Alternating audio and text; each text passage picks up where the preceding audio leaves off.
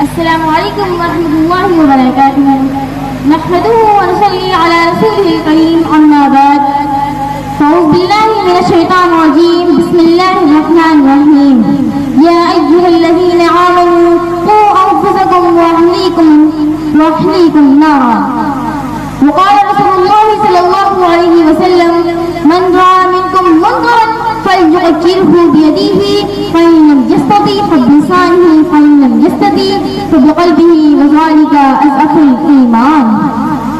منزل سے آگے بڑھ کر منزل تلاش کر، منزل سے آگے بڑھ کر منزل تلاش کر، مل جائے کچھ دریا تو سمندر تلاش کر.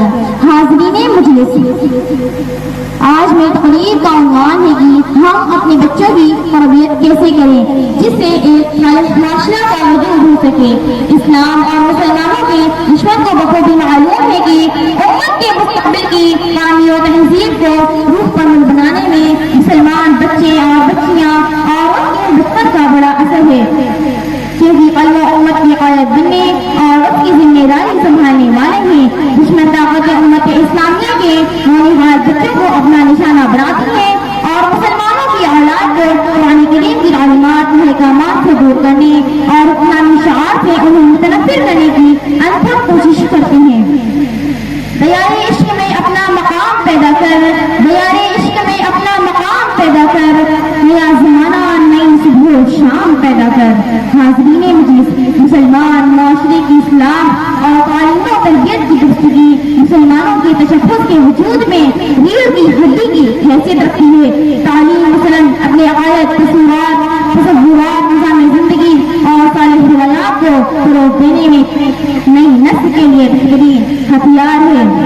حاضرین مجلس، ہم مسلمان پر لازم ہے کہ وہ اپنے بچوں کی تعلیم کی فکر کریں اور اس ذمہ داری میں عورتیں بھی بہترین کردار ادا کر سکتی ہیں، کیونکہ ماں کی گود بچے کی تعلیم اور تربیت کا اولین گہوارہ ہے.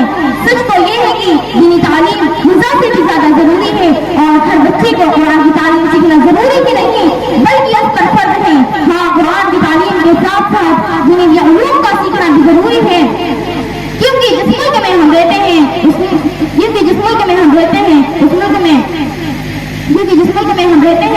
ملک میں حکومت کو مد نظر رکھتے ہوئے تمام علوم، چاہے وہ میتھ ہو، سائنس ہو، انگلش ہو، ہندی ہو، اردو ہو، عربی ہو، سارے کے سارے ضروری اور لازمی ہیں. ان سب کے سیکھے بغیر ہم اپنے وطن عزیز میں اچھے شہری اور اچھے مسلمان ہونے کا ثبوت نہیں پیش کر سکتے. جو اسلامی تعلیمات سے نظر کرتے ہیں اور دین نظام کو اس میں لگے ہوئے ہیں. حاضرین مجلس، حضور اکرم صلی اللہ علیہ وسلم کی حدیث ہے طلب العلم فریضۃ علی کل مسلم، محض علم شوق دلانے کے لیے نہیں تھی بلکہ پیرنٹس کو ان کی ذمہ داری کی طرف توجہ دلانا مقصود تھا. یہ اولاد کی تربیت کیسے کرے؟ ایک حدیث کے اندر جناب محمد رسول اللہ صلی اللہ علیہ وسلم نے فرمایا ہے کہ والدین کی طرف سے اولاد کے لیے بہترین تحفہ علم اور ادب ہے. اب ان دونوں حدیث کو سامنے رکھتے ہوئے یہ غور کرنا ہے کہ علم سے مراد کون سا علم ہے.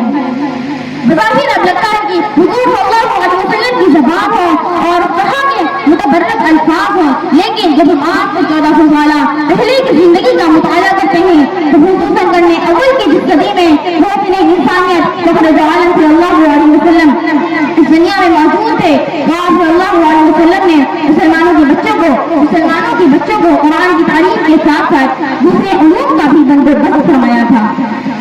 حاضرین مجلس، واقعہ یہ ہے کہ جنگ بدر کے موقع پر کچھ قیدی حضور صلی اللہ علیہ وسلم کے سامنے پیش کیے گئے تو آپ صلی اللہ علیہ وسلم نے ان کو چھوڑنے کے لیے 2 شرطیں رکھی. اول یہ کہ وہ خود فدیاتے کا کھلا دے، 2 کہ اگر ان کے پاس مال دولت نہ ہو اور وہ پڑھنا لکھنا جانتے ہوں تو وہ مسلمان بچوں کو تعلیم دے، یہی ان کا فدیہ ہوگا.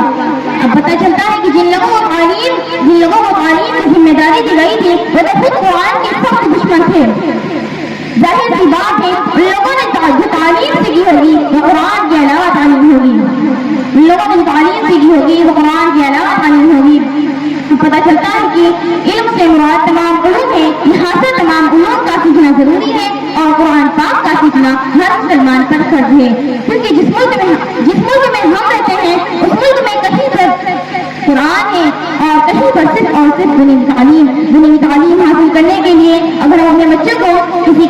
स्कूल भेजते हैं तो हमारा बच्चा किसी कॉन्वेंट स्कूल भेजते हैं तो हमारा बच्चा दीनी तालीम से दूर होता है, हमारा बच्चा दीनी तालीम से दूर होता है। और अगर हम माँ बाप सोचते हैं कि अगर हम अपने बच्चों को मदरसा में दाखिला कराएंगे तो हमारा बच्चा दुनिया की रेस में कैसे आगे बढ़ेगा।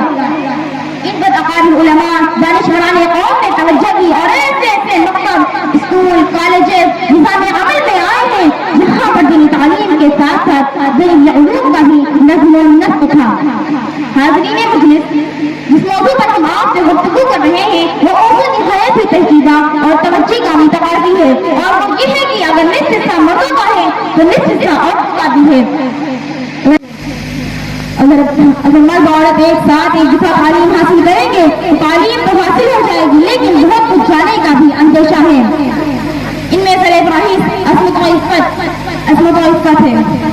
जिस मजहब में कहा गया हो कि अलहक़ुल मौत, जिस मजहब में खालाजाद, चचाजाद, फूफीजाद, मामूजाद भाई से पढ़ता हो, जिस मजहब में खालो फूफा से पढ़ता हो, वो मजहब और पक्का एजुकेशन यानी मखलूक तालीम की इजाजत कैसे दे सकता है।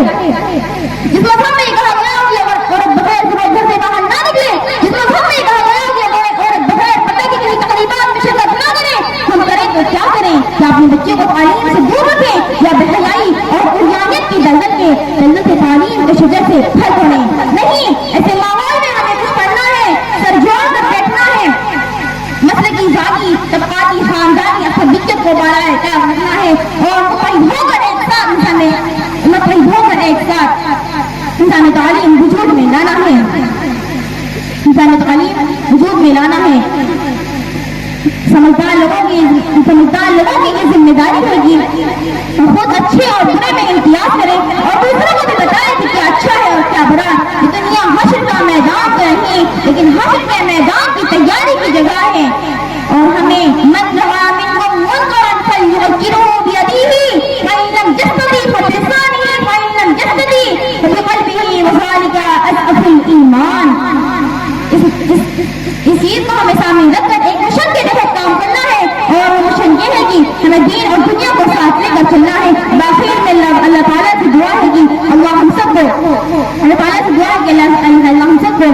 सही समझ अता फरमाए और अपनी तरवीजों और शाद के लिए कबूल फरमाए। आमीन व आखिरु दअवाना अल्हम्दुलिल्लाहि रब्बिल आलमीन। उस हर सही पर एक नया लाज़ार पैदा कर, उस हर सही पर एक नया लाज़ार पैदा कर, नाई रोज कभी वो बहार पैदा कर। ज़ुबां की बज़्म में किलकार या से क्या हासिल, ज़ुबां की बज़्म में किलकार या से क्या हासिल। अमल की राह में गुर्दो गुबार पैदा कर, अमल की राह में गुर्दो गुबार पैदा कर। अस्सलाम वालेकुम रहमतुल्लाहि व बरकातहू। माशाअल्लाह।